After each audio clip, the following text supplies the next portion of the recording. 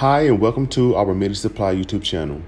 When using your machine, you may notice that you have little or no vacuum.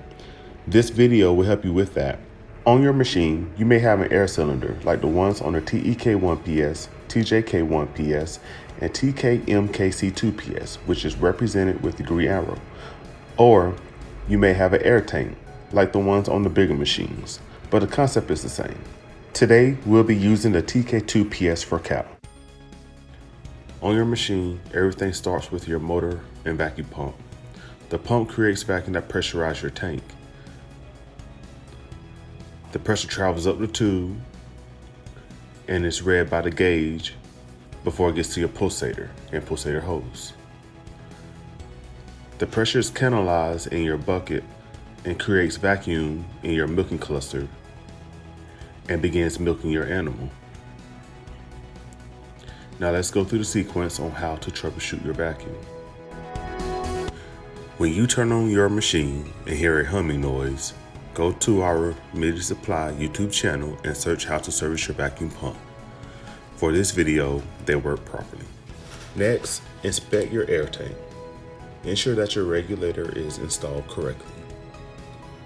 Then check your gasket and lid. Make sure that they are completely sealed around your air tank.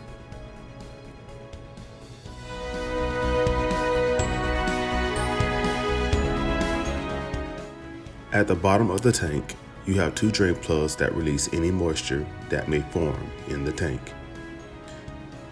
When you turn on the machine, they create a seal at the bottom of the tank.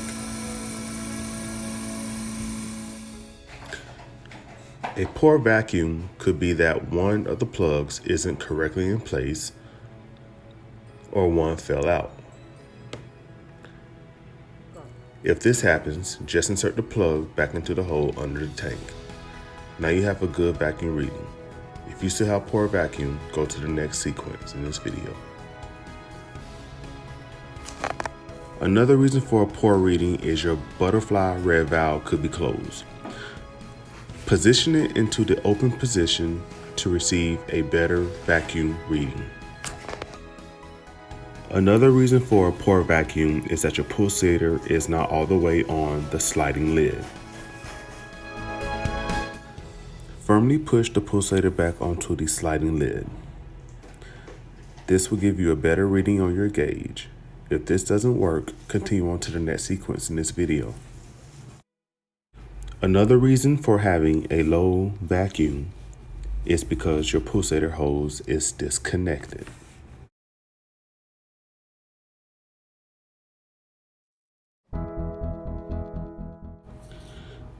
Connect your pulsator hose back to your pulsator nozzle, and this will give you a higher reading on your gauge.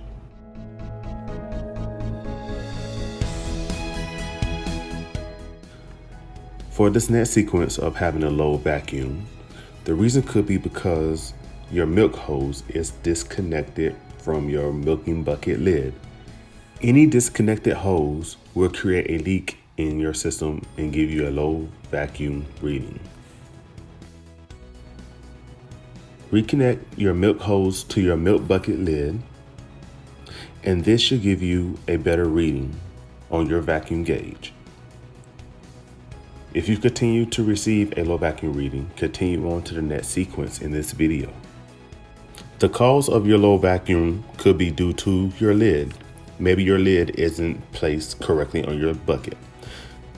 Firmly push down on your lid and ensure that it is attached to your bucket. This will raise your gauge reading for your vacuum. The next reason for having a poor vacuum is that your pulsator hose is detached from your milking claw. Just reattach your pulsator hose to the nozzle on your pulsator claw. This will improve your vacuum reading. The gasket on your milking claw could give you poor vacuum readings as well. Insert your gasket so that it will create a perfect seal inside of your milking claw.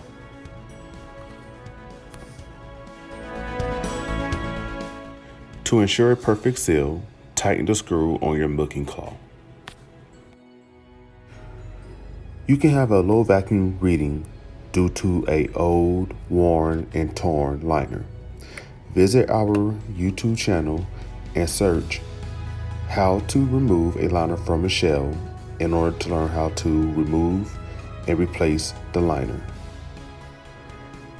Last but not least, if you're still receiving a low vacuum reading and you've gone through the previous sequences in trying to fix your vacuum, don't get frustrated.